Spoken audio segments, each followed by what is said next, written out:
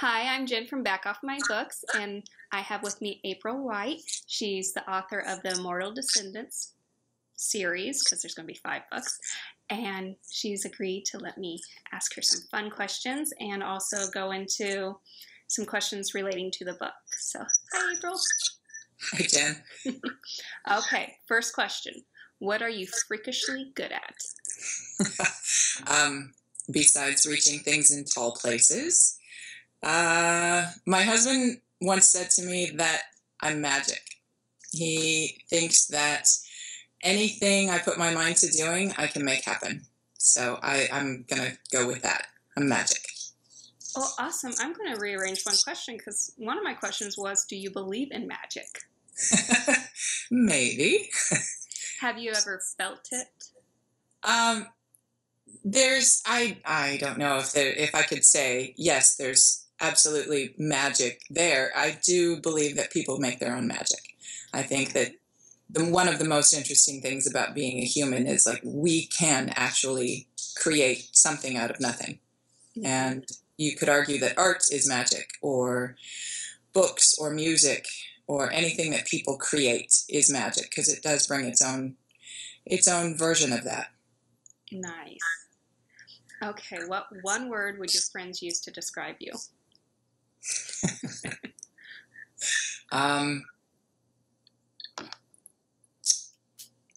Besides tall, I'm 6'1". That's why. I was just about to ask. Right, yeah. What one word? Creative. Okay, that works. Are there any laws or social rules that completely baffle you? That's an excellent question. Laws or social rules? The social rule that says it's fading, but the one that says that women can't be the first one or the one to initiate contact. Okay. Need to wait. I don't buy that. No. All those fun little rules of men have to call you back and everything too. Boring. What makes you blush? I get nervous when I'm talking on camera or when I'm talking to a big group of people.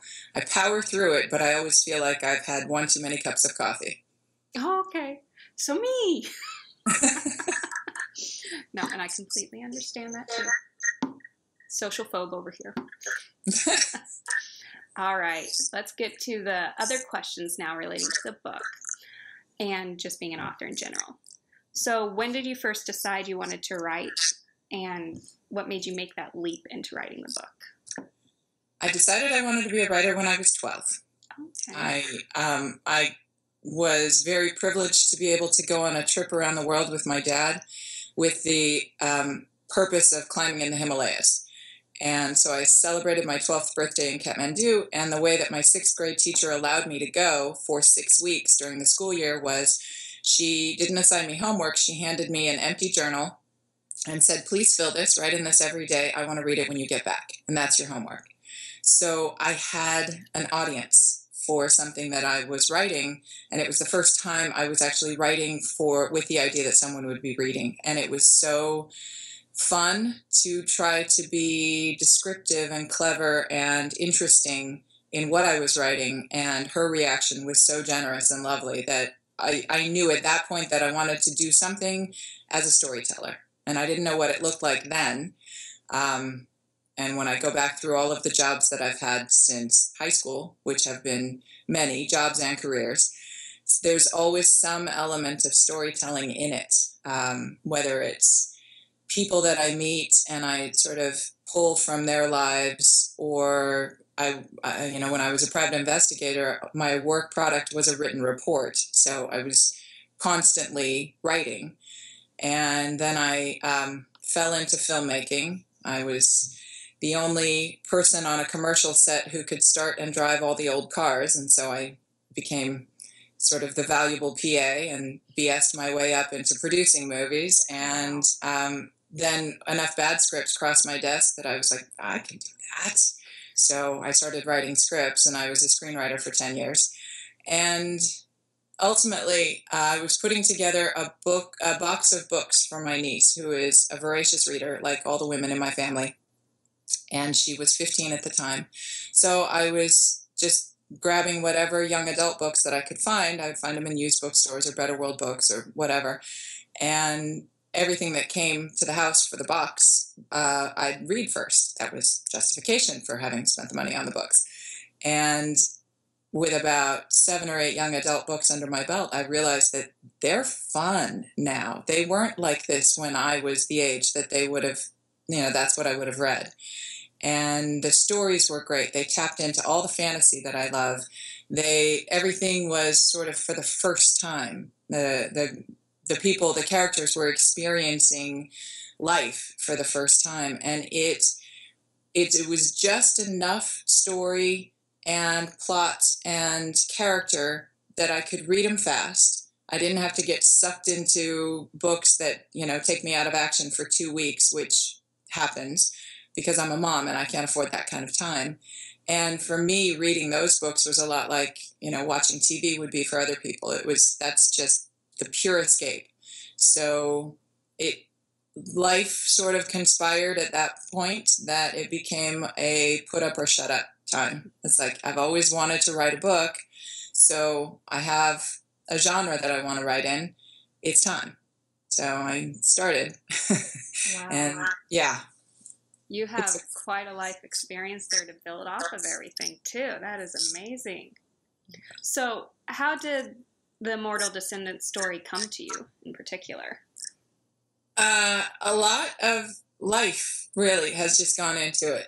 Fantasy, urban fantasy was my favorite of the young adult stuff that I was reading. I love the idea of this world, but with magical elements. So a high fantasy is a little tougher for me. My world building is not going to be like creating entire worlds. It's more taking what's real here and then playing with it. When I was in college, I read a series of books by Piers Anthony that has the immortals, or they're like the jobs of death, war, fate. Those are jobs. And so if like this book 1 starts off with a guy having a really bad day, and the day ends with him killing death. And when he kills death, he has to become death. And, then the rest of the book is him learning his job. And I always loved the concept of, these really big amorphous ideas, death or war, being an actual role that someone could fill. And so I took it, blatantly ripped off the concept of these ideas, but they, it really spoke to me.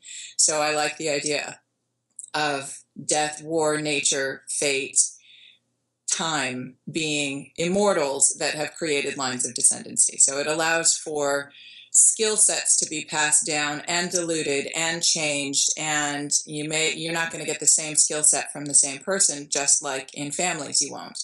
So it gave me a lot of flexibility with the world. Oh, and I love it. I love what you've done with it. And you bring up world building and how you like the idea of urban fantasy because then you can create off the world we already have. But what I noticed, I love the world you did create. And it's very thorough. There's so much depth to it. The history that you inject into everything that I read in both books. How did you bring that about? Because, sometimes books are very one-dimensional. They don't go very far in depth to everything. And this one, you feel like you're learning as you're reading. You can see everything around you as you read it. And how did you do that, basically? Thank you, first. Some of my favorite books are historical fiction, at least always when I was a kid. And, of course, I read Outlander when it first came out in 1991. I've just dated myself dramatically. And that was one of the best, if not the best, time travel book I've ever read. Primarily because Diana Gabaldon did such an amazing job with the research. I felt like every experience that Claire is going through is, it's this fish out of water in a historical time period that I knew nothing about, and I felt like I got to learn about Scotland in the mid 1700s that I had no prior knowledge of. Mm-hmm. And the same thing when I read historical fiction book about Elizabeth the First. That's why Tempting Fate is set in Elizabethan. It's actually just before Elizabeth becomes queen, because I love the time period based in these fictional characters or fictional representations of real characters. So it was important to me. I love time travel. So, okay, I'm going with time travel.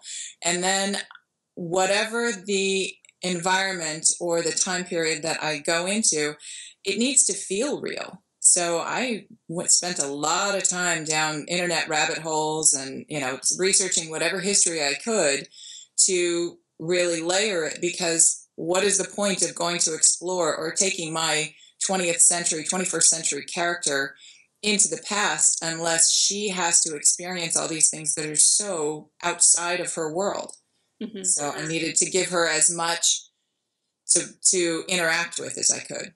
And it's fun. I love history. So it's fun to, like Saira's, one of her first lines in the first book is, I love history, and especially if it's secret, hidden, or underground. Mm-hmm. And that's me. If it involves a castle or a tunnel or an old prison, I'm all over it. That is awesome. It really, I love how you have incorporated all that into it. It's such a fun experience to read your books.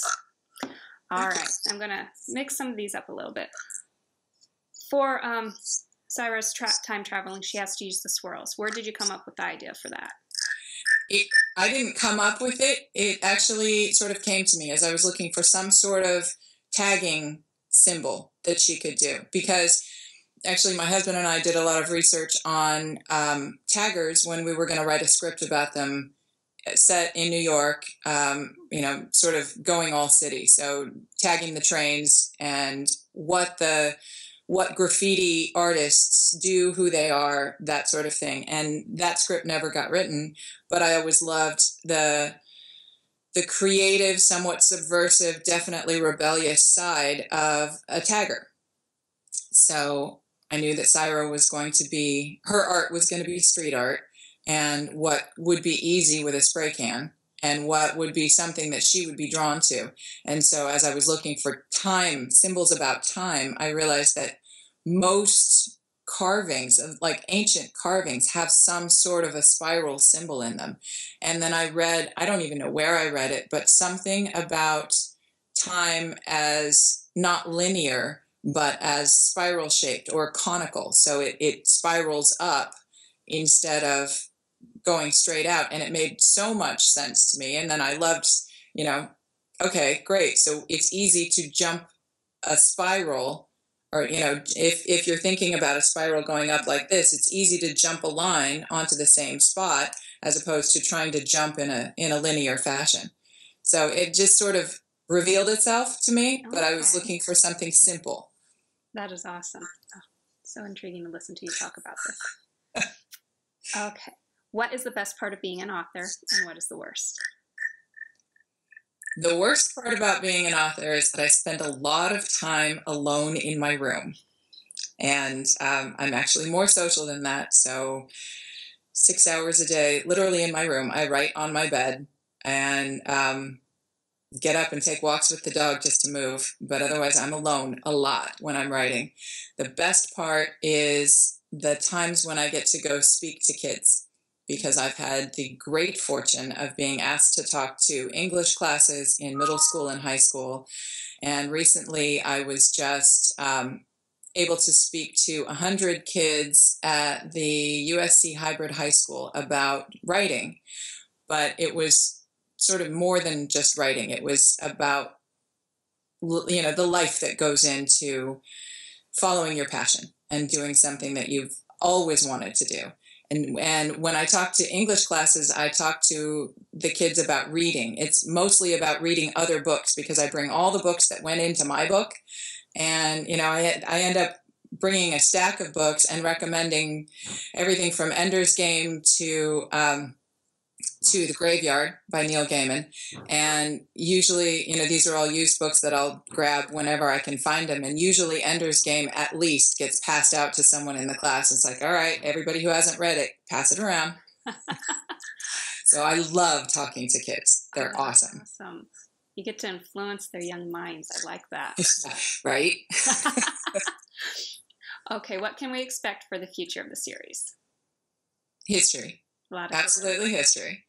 I'm writing Changing Nature right now and am 2/3 done. I hit the end of Act 2 just before the weekend. And fascinating about this time period is I don't know so very much about it. So I am doing a lot of research, and fortunately it's long enough ago that I can take some liberties and nobody's going to really be calling on me too much or calling me on it too much about, yeah, no, that didn't happen there. Really?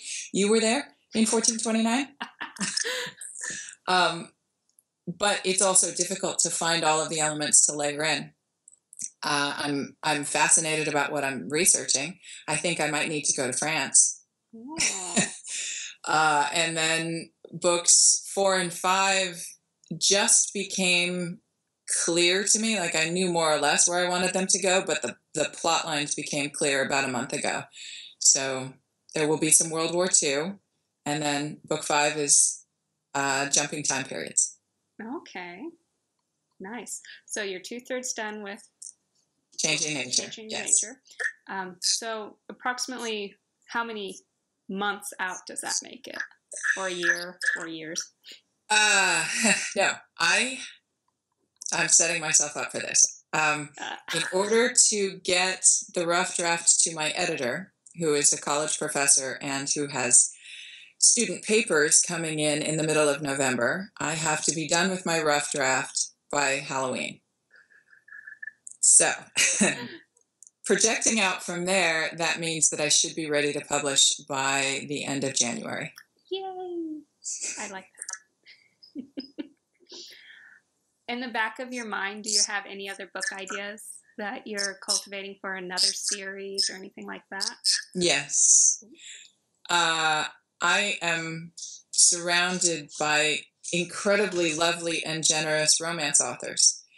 And so, and I've somehow fallen into reading a lot of romance, or there's always an element of romance in the fantasy that I like to read. So I'm playing with those kinds of story ideas. I absolutely adore what Penny Reid does with her characters when she finds, 6 or 7 people who all are connected to each other and then tells each person's story. I think that's brilliant. And I love the idea of being able to craft worlds where you don't have to educate your reader every single time in that person's world. They have a sense of it from the other books, mm-hmm. and they are then allowed to just drop into that person's life without a huge backstory. And to me, that's fun because then you can sort of pick up at a certain spot, and then their story gets told, and you drop them off, and you'll be able to meet them again in a later book. So I'm playing with some ideas about romance, and I'm not certain if it's going to be contemporary, if it's going to be set in something more urban fantasy again. Slightly magical is usually my favorite. Nothing wrong with that. Love that. Oh, come. She's decided to be tough. I would love to ask you more questions. I would. And I would love to keep you here longer, but we're already at 19 minutes. Oh my gosh, I'm sorry. You don't have to apologize. So I'm going to say thank you so much for giving me your time and letting me probe you with these questions. And you're completely fascinating to me. Thank you. Your questions are fantastic, and it is an honor to be asked by you. Well, thank you. All right. Bye. Bye.